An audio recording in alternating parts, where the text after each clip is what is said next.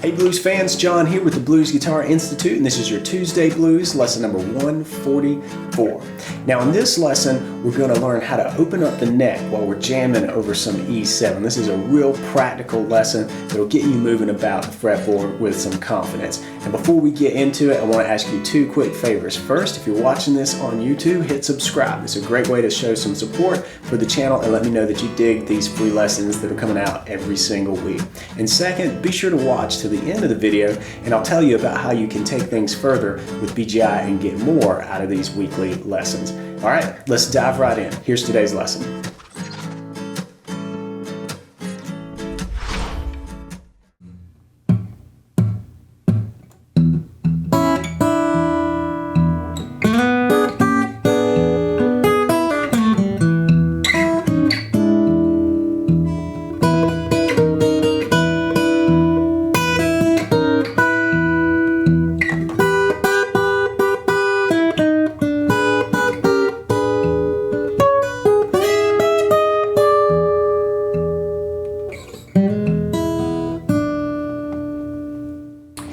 So you can tell what we're doing here is really covering a lot of the neck while doing it all in E.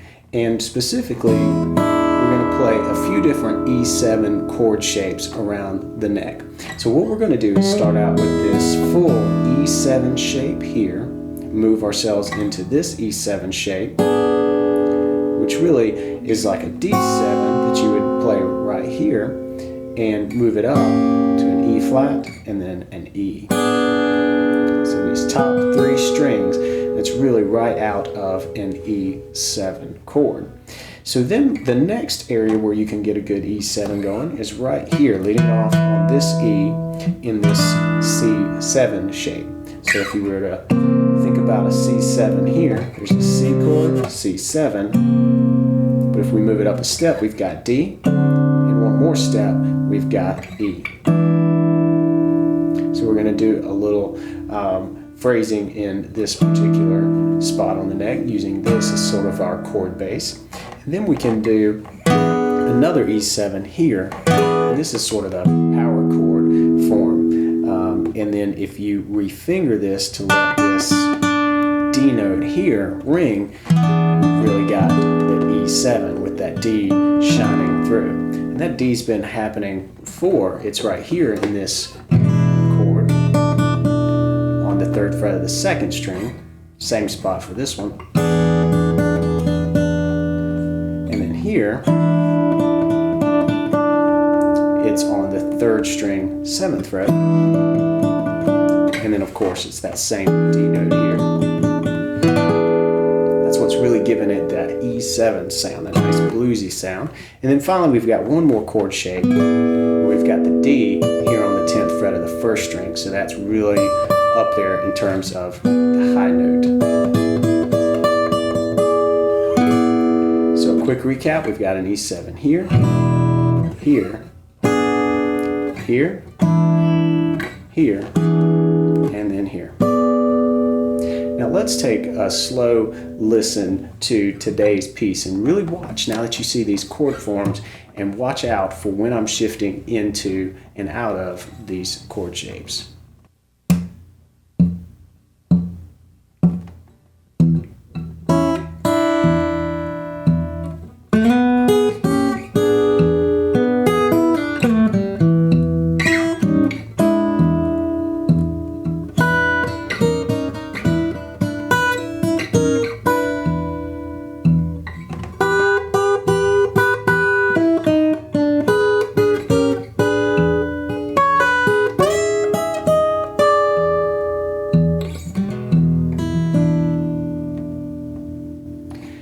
So to start off with, we're basically doing the exact same thing that we did back in Tuesday Blues 143. We're doing this double thumb, followed by the double stop on the C sharp on the 2nd string, 2nd fret, and the open 1st string up to the D.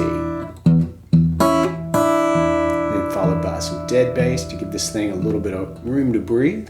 And then we're going to slide up from the 2nd fret on the 3rd string, this A note, we're going to slide up to the B, a whole step up to the 4th fret.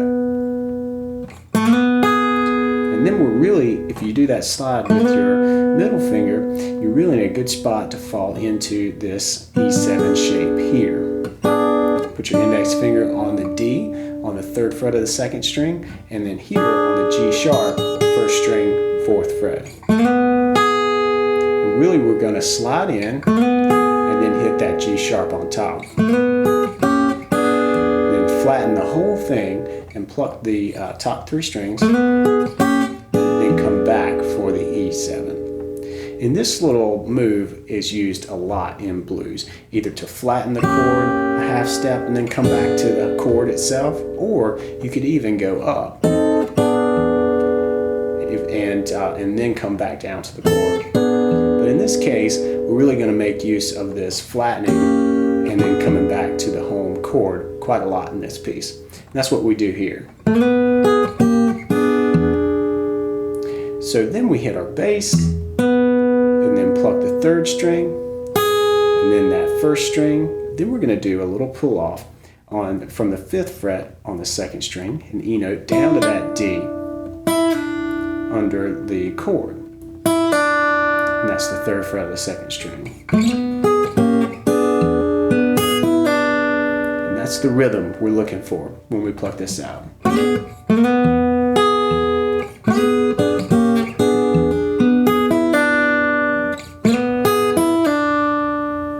Then we're going to slide back down, going to real quick slide in from the 4th fret back to that A on the 2nd fret on the 3rd string, then the open G, and then down on the E on the 4th string, 2nd fret.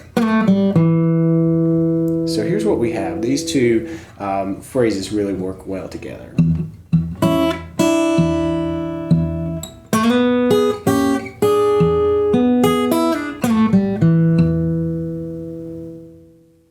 Then we're going to use the open 1st string and really the bass. So we're going to hit the bass and then the open 1st string to get ourselves in position to move into this chord shape here. And it's really coming from this sort of full C7 shape. But if you refinger this, you can get a little more use out of your fingers, and we're going to do that in just a second. But for this first part, if you just fret it with your 3 fingers here, if you've got your middle finger on the 6th fret of the 4th string, then we're going to play the ring finger on the 7th fret 3rd string, followed by the E note here on the 5th fret 2nd string with the index. And again, we're going to use that sort of flat and then coming up to the chord. We're just going to move into it from a half step low, like that. So we end just like that. That's the move.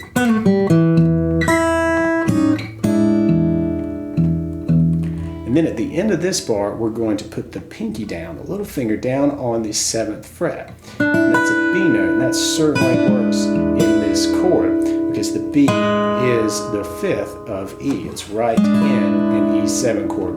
And what we're going to do with this is put the pinky down, 7th fret, and we're going to do some brush-ups with that flattening technique we talked about. Then we're going to do something pretty cool by pulling off from the 7th fret to the open 1st string, and then going flat and then back up once more. So here's what this little part sounds like.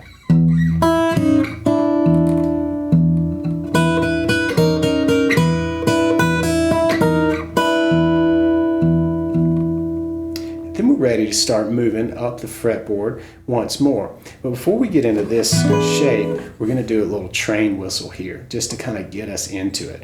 We already left off on this B note here, and the train whistle happens right here with that B note. But you're sort of thinking more forward and up the neck when you play the train whistle. If you play it like this, you've got your index finger on the 7th fret, and then you've got your middle finger on the 8th fret of the 2nd string. What we're going to do is some brush ups while bending that 8th fret 2nd string. That's a G note, and we're going to bend it and hint at this G sharp. We're not going to get there. We just want to tease toward that G sharp. And we're going to do it in that picking pattern.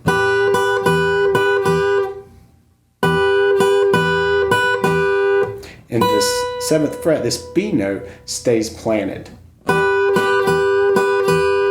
And then once we get through that, we're going to do this chromatic walk down. So reach up with your ring finger and hit the 9th fret on the 3rd string. That's an E. Then do the E flat and then the D.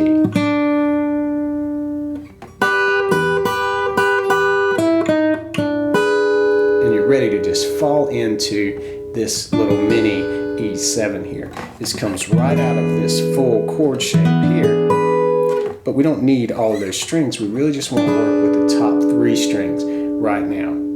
So I'm going to bar the 7th fret, but that note is not in an E7, so I'm going to reach up here and grab this G sharp on the 2nd string, 9th fret. That gives it the cool E7 quality. And as soon as we fall into that, we're going to use that flattening technique. Then we're going to do a little pull off from the 9th fret to the 7th on the 1st string, followed by a pluck of the 2nd string held right under that little chord. So that's that G sharp note. So here's what we have as we move into this little E7 idea.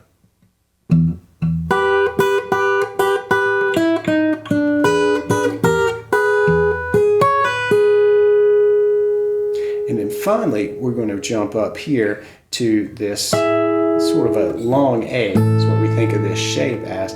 But way up here would be a long E, right? So we've got the bar at the 9th fret, and you want this finger sort of ready and waiting on the 10th fret. But we're going to start out on the 12th fret on the 1st string. That's an E note. And we're just going to walk down chromatically from 12 to 11 to 10. And this 10th fret note, that's our D, so this is really spelling out and getting us into that E7 vibe. That D is the flat 7th of E. And from there, feel free to loop this thing right back on itself.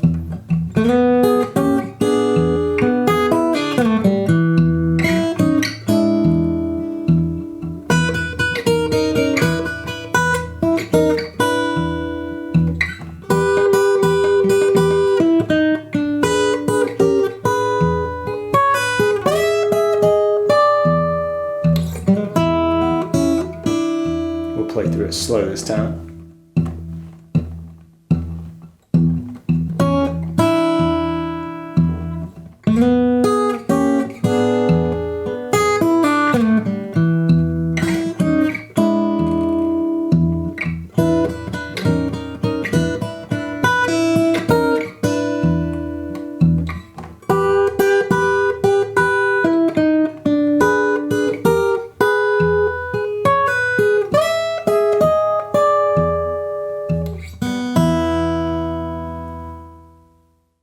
All right, that's it for this lesson. I hope that you got a lot out of it. This is a real practical lesson that hopefully will start getting you moving around the neck and start to break down maybe some uncomfortable zones on the fretboard for you. Now, if you want to build a solid foundation in the blues, then I recommend you check out the Acoustic Blues Jumpstart from BGI. Now, this is a premium course, but I'm giving you the first 3 lessons absolutely free. You just have to sign up at bluesguitarinstitute.com/start now. So go over there, check it out, and I'd love to see you inside BGI.